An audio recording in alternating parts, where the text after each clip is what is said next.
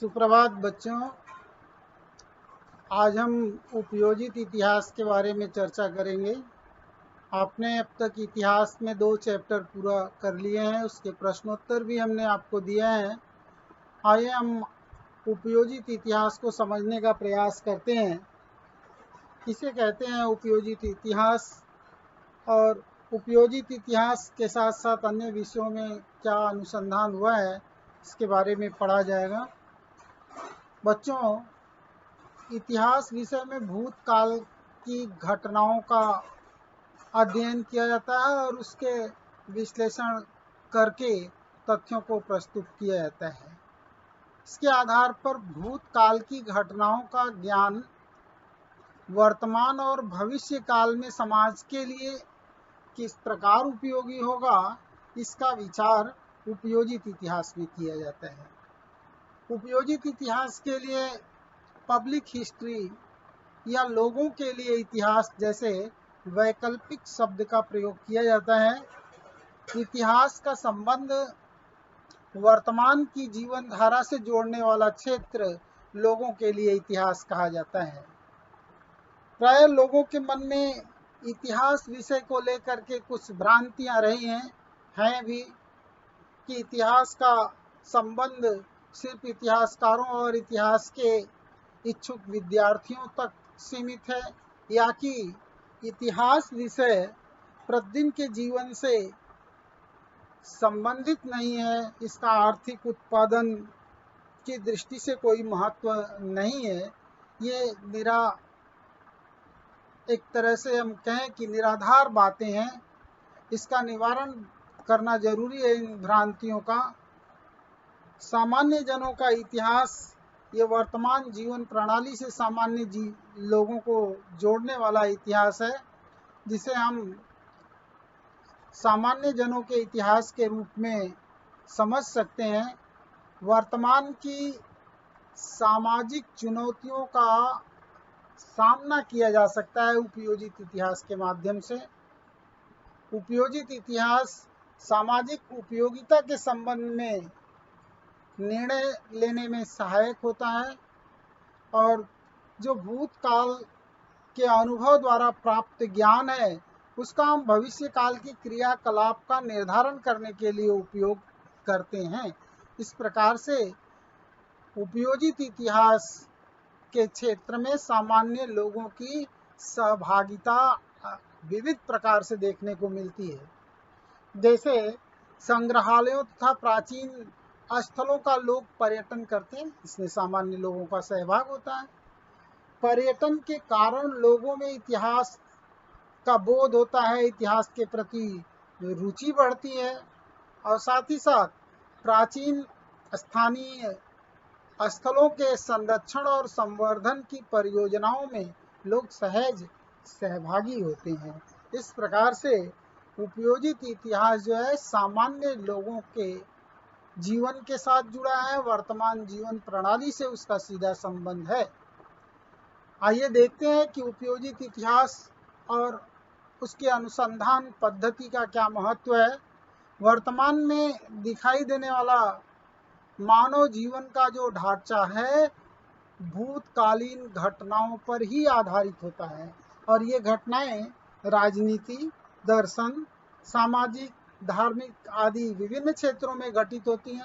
उसी तरह से तकनीकी विज्ञान और विज्ञान के क्षेत्र में भी यह घटनाएं घटित होती हैं, और इन सभी क्षेत्रों के ज्ञान संचय पर उस क्षेत्र की अगली गतिविधि निर्भर होती है, और प्रत्येक क्षेत्र के ज्ञान संचय का अपना स्वतंत्र इतिहास है। इसलिए हमें अन्य विषयों के संदर्भ में भी इतिहास का अध्ययन करना आवश्यक है। अब दर्शन विषय ले, ये विभिन्न विचारधाराओं का उद्गम दर्शन शास्त्र से हुआ है।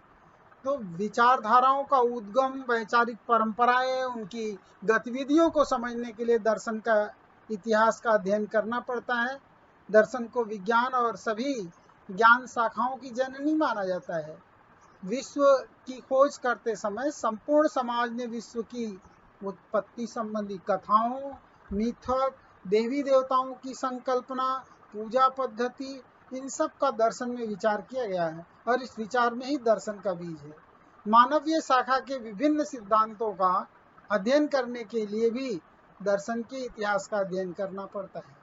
इसी तरह से विज्ञान विभिन्न वैज्ञानिक खोजों और सिद्धांतों का कालक्रम और उनके परंपरागत कारणों की खोज के लिए विज्ञान के इतिहास का अध्ययन करना पड़ता है। कई बार कहा जाता है कि आवश्यकता आविष्कार की जननी है, और कई बार आवश्यकता और जिज्ञासा के कारण जो है विज्ञान में नवीन खोजें होती हैं और उनका इतिहास समझने के लिए पूर्ववर्ती वैज्ञानिक ज्ञान का उपयोग किया जाता है। इसलिए विज्ञान का अध्ययन करना पड़ता है।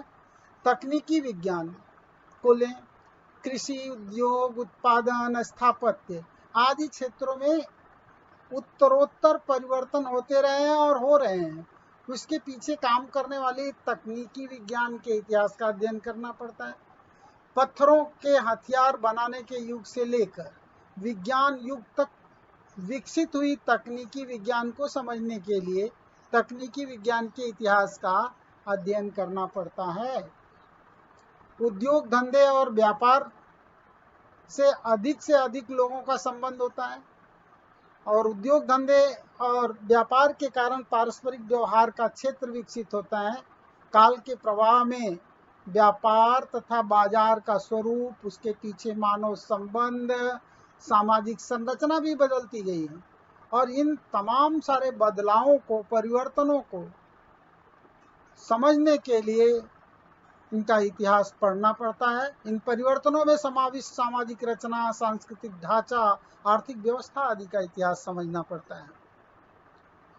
प्रबंधन विज्ञान, आज लोग MBA कर रहे हैं, क्या है वो? प्रबंधन विज्ञान का ही एक अंग है। उत्पादन के साधन, बिक्री, उत्पादन की प्रक्रिया, मनुष्य बल, इन सब का व्यवस्थापन समझते समय इस मशीनरी का भूतकालिक स्वरूप क्या था, इसकी देखरेख करने वाला संगठन आदि का अध्ययन एवं उनके भूतकालीन प्रबंधन का भी अध्ययन करना पड़ता है। नेक्स्ट है कला क्षेत्र।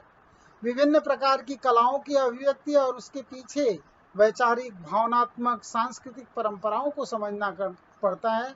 विविध कला शैलियों के इतिहास का अध्ययन करना पड़ता है। मानवीय शाखा में चाहे इतिहास हो, पुरातत्व, अर्थशास्त्र, समाजशास्त्र या राजनीति शास्त्र जैसे मानवीय ज्ञान शाखाओं के उद्गम एवं विकास का अध्ययन करने के लिए उनके इतिहास का अध्ययन करना पड़ता है। उपयोजित इतिहास का वर्तमान के साथ संबंध है। आप प्रश्न कर सकते हैं कि उपयोजित इतिहास क्या है, किसे कहते हैं? उसका उत्तर आपको इसमें मिलेगा कि भूतकाल के मूर्त और अमूर्त स्वरूप के अवशेष वर्तमान काल में अस्तित्व में होते हैं, तो वर्तमान के साथ संबंध है। यह अवशेष हमारे पूर्वजों की सांस्कृतिक विरासत है। इसके लिए उनके प्रति हमारे भीतर ममत्व होता है, अपनत्व होता है और इन विरासतों को अगली पीढ़ी के लिए सुरक्षित रखने की आवश्यकता होती है। और इसी में इसे उपयोजित इतिहास का उपयोग के रूप में देखें तो मूर्त और अमूर्त स्वरूप के सांस्कृतिक विरासत का संरक्षण एवं संवर्धन होता है। इससे व्यवसाय के अवसर उपलब्ध होते हैं। इसके आधार पर इतिहास का यथा योग्य आकलन होता है और भविष्य काल के लिए उचित मार्गदर्शन भी मिलता है। शेष आगे हम सांस्कृतिक और प्राकृतिक विरासत का प्रबंधन पढ़ेंगे। आज इतना ही, धन्यवाद।